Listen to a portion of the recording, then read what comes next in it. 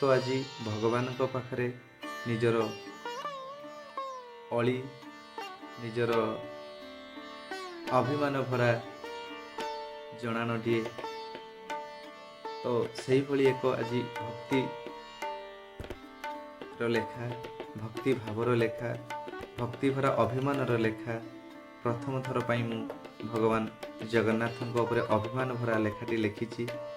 ତ ଆଶା କରୁଛି ଏହି ଲେଖାଟି ଆପଣମାନେ ନିଶ୍ଚିତ ଭାବରେ ପଢ଼ି ଶୁଣି ଖୁସି ହେବେ।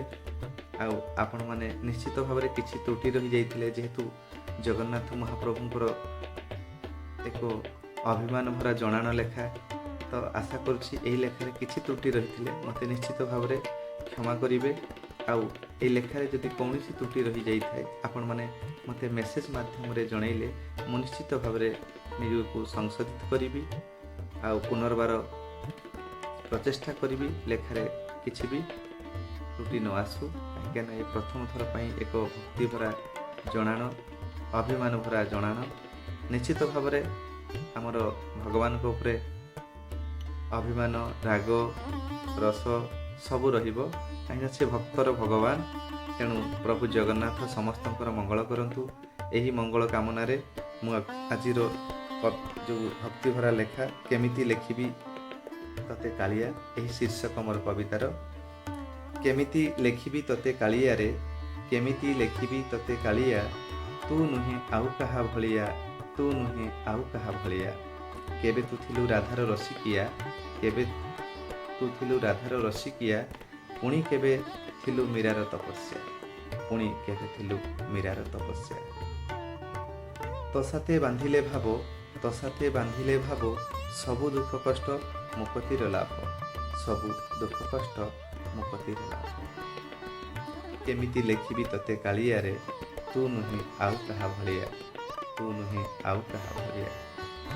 ସବୁ ଜାଣି ଅଜଣା ହଉ, ସବୁ ଜାଣି ଅଜଣା ହଉ, ଭକତଙ୍କ ଅଗ୍ନି ପରୀକ୍ଷାରେ ପରୀକ୍ଷା ନେଉ, ଭକତଙ୍କର ଅଗ୍ନି ପରୀକ୍ଷାରେ ପରୀକ୍ଷା ନେଉ।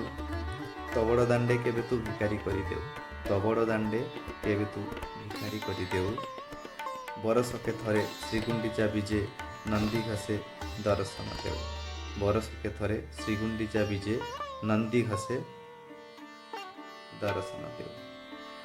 କେମିତି ଲେଖିବି ତତେ କାଳିଆରେ, ନୁହେଁ ଆଉ କାହା ଭଳିଆ, କେମିତି ଲେଖିବି ତତେ କାଳିଆରେ, ନୁହେଁ ଆଉ କାହା ଭଳିଆ।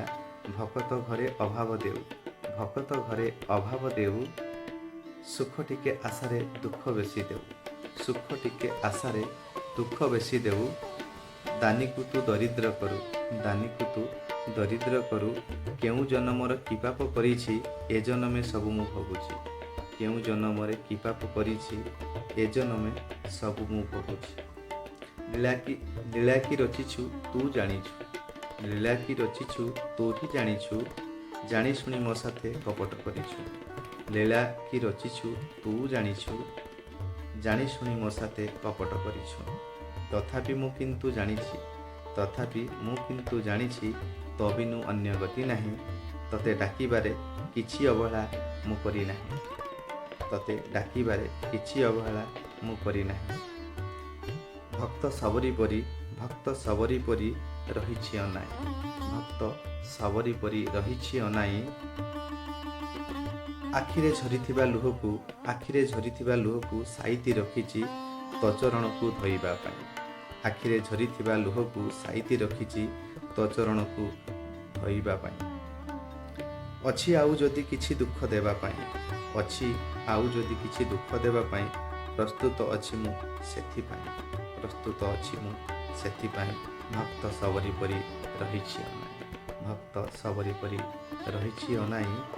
ଆଖିରେ ଝରିଥିବା ଲୁହକୁ ସାଇତି ରଖିଛି ତୋ ଚରଣକୁ ଧୋଇବା ପାଇଁ।